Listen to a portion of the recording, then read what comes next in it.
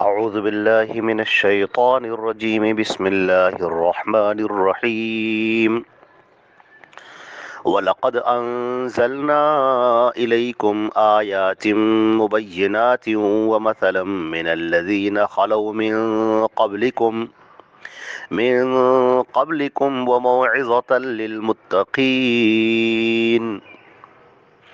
یہ سورہ نور کی آیت نمبر 34 ہے، 34، اور ترجمہ اس آیت کا یہ ہے: اور بلا شبہ ہم نے تم پر اپنی واضح آیتیں نازل کی ہیں، اور جو لوگ تم سے قبل گزر چکے ہیں ان کے واقعات بھی، اور اللہ سے ڈرنے والوں کے لیے نصیحت کی باتیں بھی۔ حضرات گرامی، اللہ رب العزت نے اس آیت کے اندر یہ بات ارشاد فرمائی کہ ہم نے تمہارے لیے بڑے واضح آیتیں ہم نے اتار دی ہیں۔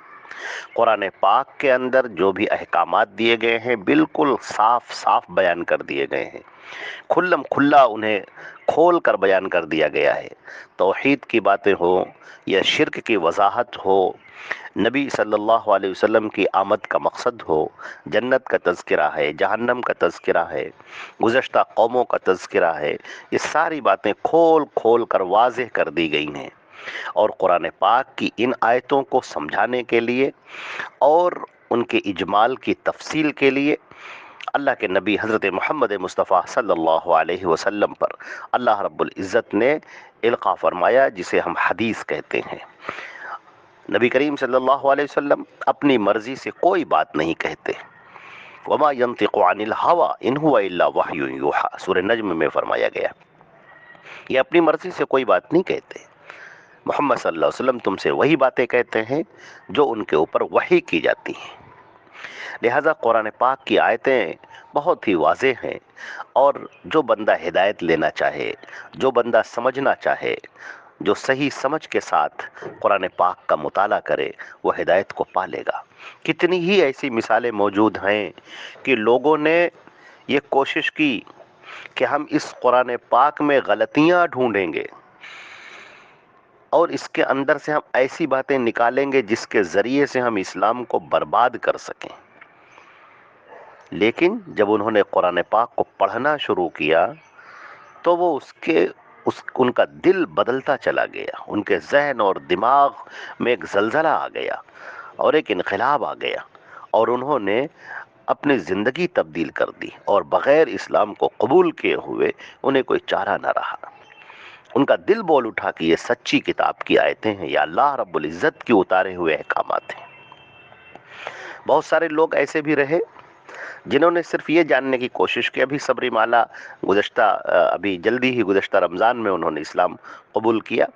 انہوں نے یہ دیکھنا چاہا کہ آخر کیا وجہ ہے کہ لوگ اسلام سے، مسلمانوں سے اس قدر نفرت کر رہے ہیں، ان کی موب لنچنگ کر رہے ہیں، انہیں ستا رہے ہیں، جنگیں جاری ہیں، لوگ اسلام سے ڈرے ہوئے ہیں، خائف ہیں۔ کیا وجہ ہے آخر؟ کیا اسلام نے یہی سب کا حکم دیا ہے؟ کیا مار کاٹ کا ہے کیا؟ اب انہوں نے قرآن پاک کا مطالعہ کرنا شروع کیا۔ اب جوں وہ قرآن پاک کو پڑھتی گئیں، ان کے دماغ، ان کا دل بالکل صاف ہوتا چلا گیا، اور قرآن پاک کی آیتیں ان کے دل و دماغ پر اثر کرنے لگیں۔ اور سادہ دل، بالکل ہر تعصب سے، نفرت سے خالی ہو کر جو اس قرآن پاک کو پڑھتا ہے تو قرآن پاک بغیر اس کو اپنا اسیر کیے ہوئے چھوڑتا نہیں ہے۔ ان کا دل پلٹ گیا، ان کا ذہن بدل گیا، اور انہوں نے کہا کہ اسلام ہی حق ہے۔ چنانچہ انہوں نے اسلام قبول کیا، اور جو اپنی پریس کانفرنس کی اس کے اندر انہوں نے صاف طریقے سے کہا کہ مسلمانوں کے پاس اتنا عظیم الشان خزانہ موجود ہے اور وہ اس کو سب سے چھپائے بیٹھے ہیں۔ اب انہیں بیچاری کو کیا معلوم کہ یہاں مسلمانوں کے پاس جو یہ خزانہ ہے، مسلمان خود ہی اس کو نہیں پڑھتے ہیں، مسلمان خود ہی قرآن پاک کو نہیں جانتے ہیں، خود ہی قرآن پاک کو بس بند کر کے الماری کے اندر رکھا ہوا ہے، اور کبھی کبھار نکالتے ہیں، کبھی رمضان میں نکال لیا، تو کبھی کسی کی میت ہو گئی، کوئی مر گیا تو اس پر پڑھنے کے لیے نکال لیا۔ بس آج عام طور سے معاشرے کے اندر یہی دیکھا جا رہا ہے۔ جب آپ قرآن پاک کو پڑھیں گے نہیں، جو کتاب ہدایت ہے، تو آپ کو کیسے راہیں ملیں گی، کیسے نجات کی راہیں ملیں گی، کیسے ہدایت کی راہیں ملیں گی؟ اللہ کا کلام ہے جو ہمارے ہی لیے نازل ہوا ہے، اس دنیا میں بسنے والے ہر انسان کے لیے۔ کوئی بھی ہو، چاہے جس خطے کا ہو، چاہے جس علاقے کا ہو، چاہے جس ملک کا ہو، چاہے جس رنگ اور نسل کا ہو، قرآن پاک اس کے لیے کتاب ہدایت ہے۔ اللہ تعالیٰ نے فرمایا کہ وَلَقَدْ أَنزَلْنَا إِلَيْكُمْ آيَاتٍ مُبَيِّنَاتٍ، اور ہم نے تمہارے لیے واضح آیتیں اتار دی ہیں، وَمَثَلًا مِّنَ الَّذِينَ خَلَوْا مِن قَبْلِكُمْ، اور اس کے اندر واقعات ہیں ان لوگوں کے جو تم سے پہلے گزر چکے ہیں، اور پرہیزگاروں کے لیے، اللہ سے ڈرنے والوں کے لیے، تقوی اختیار کرنے والوں کے لیے اس میں بڑی نصیحتیں ہیں۔ جو لوگ اس دنیا سے جا چکے ان قوموں کا حال دیکھو، کوئی یہاں پر اس دنیا میں ہمیشہ رہنے کے لیے نہیں آیا ہے، لہٰذا کسی کو اترانا نہیں چاہیے، کسی کو گھمنڈ نہیں کرنا چاہیے۔ اگر کسی کو سلطنت مل گئی ہے تو اس پر گھمنڈ نہ کرے، کسی کو دولت مل گئی ہے تو اس پر گھمنڈ نہ کرے، کسی کو حسن مل گیا ہے تو اس پر گھمنڈ نہ کرے، کسی کو عہدہ منصب مل گیا ہے تو گھمنڈ نہ کرے۔ اس دنیا یہ فانی ہے، آپ آج ہیں کل نہیں رہیں گے، کس بات پر گھمنڈ کرنا؟ اعمال تو تمہارے سب لکھے جا رہے ہیں، تمہارے منہ سے نکلی ہوئی باتیں تو لکھی جا رہی ہیں، تمہارے ہاتھ پیروں سے کیے ہوئے اعمال تو لکھے جا رہے ہیں۔ اللہ رب العزت نے قرآن پاک کے اندر ان قوموں کا تذکرہ فرمایا ہے جنہوں نے اپنے نبی کی باتوں کو جھٹلا دیا، نبیوں کو جھٹلا دیا جنہوں نے، ان کا انجام کیا ہوا؟ قوم عاد، قوم سمود، قوم لوط، اصحاب ایکہ، فرعون، ان لوگوں کا کیا معاملہ ہوا جنہوں نے اپنے نبیوں کو جھٹلایا، اللہ کے اتارے ہوئے احکامات کو پیروں سے رون دیا، ٹھکرا دیا، نبی کی تکذیب کی، ان کو جھٹلایا، اور پھر اللہ رب العزت نے ان کا نام و نشان مٹا دیا۔ وہ بلند و بالا عمارتیں ان کے کوئی کام نہ آئیں، وہ ان کا لاؤ لشکر جم غفیر ان کے کوئی کام نہ آیا، وہ جو دولت انہوں نے اکٹھا کر کے رکھی تھی وہ کوئی کام نہ آئی، اور سب کٹے ہوئے درختوں کی طرح زمین پر گر گئے۔ اللہ رب العزت نے یہ بات ارشاد فرمائی کہ اے لوگوں دیکھو نبی کی تکذیب کرنے والوں کا کیا حال ہوا، جن لوگوں نے ان احکامات کو اب پس پشت ڈال دیا، اس پر عمل نہیں کیا، ان کا کیا حال ہوا، ذلیل اور خوار ہو گئے وہ۔ اور بنی اسرائیل کا اللہ نے تذکرہ فرمایا کہ ان کے لیے تو تورات اتاری گئی جو ہدایت کی کتاب تھی، روشنی تھی، مگر ان لوگوں نے تورات پر عمل نہ کیا، کچھ حصے پر عمل کیا، کچھ پر نہ کیا، آیتوں کی تحریف کر ڈالی، معنی کو بگاڑ ڈالا، چنانچہ اللہ نے ان پر ذلت مسلط کر دی۔ وَضُرِبَتْ عَلَيْهِمُ الذِّلَّةُ وَالْمَسْكَنَةُ وَبَاءُوا بِغَضَبٍ مِّنَ اللَّهِ، ذلت اور مسکنت بے چارگی ان پر مسلط کر دی گئی، وہ جہاں بھی رہیں گے ذلیل و خوار رہیں گے۔ آج ہم مسلمانوں کا بھی کچھ یہی حال ہو رہا ہے بنی اسرائیل کی طرح۔ قرآن پاک کے احکامات واضح ہیں، اللہ کے پیارے رسول کی حدیثیں واضح ہیں، نبی کے دی ہوئی بتائی ہوئی زندگی اور اس کے احکامات ہمارے سامنے موجود ہیں، مگر ہم اس پر عمل نہیں کرتے ہیں۔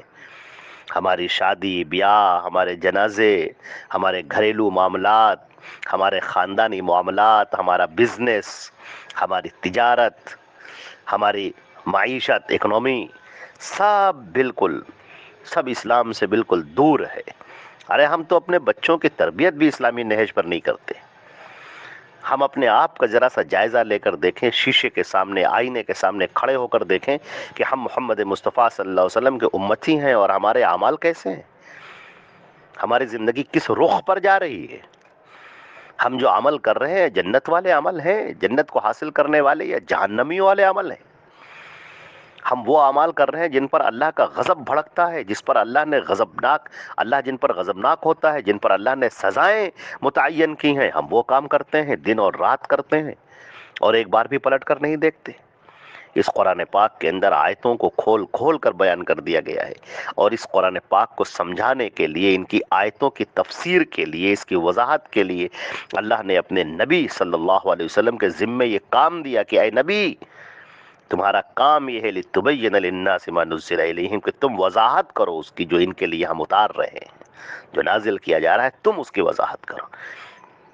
وَيُعَلِّمُهُمُ الْكِتَابَ وَالْحِكْمَةَ، اور یہ نبی تمہیں تعلیم دیتا ہے اس کتاب کی اور حکمت کی باتیں تم سے بیان کرتا ہے تم نبی کی باتوں کو مانو، وَمَن يُطِعِ الرَّسُولَ فَقَدْ أَطَاعَ اللَّهَ، جس نے نبی کی اطاعت کر لی اس نے اللہ کی اطاعت کر لی۔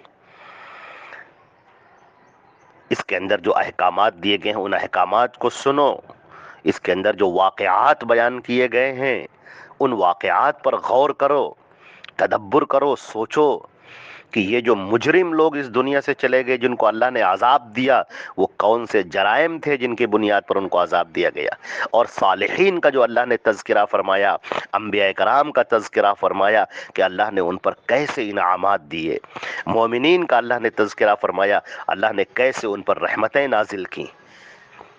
وہ اعمال ہم کو اختیار کرنے چاہیے تاکہ اللہ ہم پر رحم کرے، ہمارے اوپر اپنی رحمتیں نازل فرمائے۔ تو اس کے اندر پرہیزگاروں کے لیے بڑی نصیحت موجود ہے، جو عمل کرنا چاہتے ہیں نصیحت ان کے لیے۔ یہ قرآن پاک کی آیتیں ان کے لیے ہیں جنہوں نے اپنے کانوں کو بند نہیں کر رکھا ہے، جنہوں نے اپنے دل اور دماغ پر تالے نہیں ڈال رکھے ہیں، یہ ان کے لیے ہے، یہ اپیل ہے۔ قرآن پاک ایک روشنی ہے، ایک ہدایت نامہ ہے۔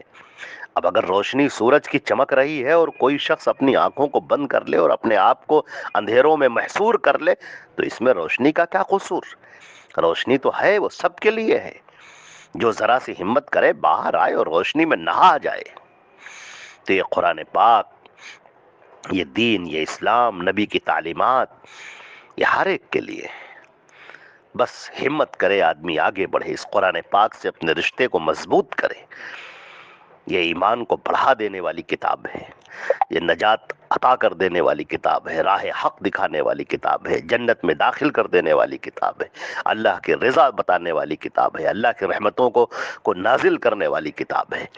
لہذا ہم کو اس سے بہت جڑنا چاہیے، سمجھنا چاہیے، تدبر کرنا چاہیے، عمل کرنا چاہیے۔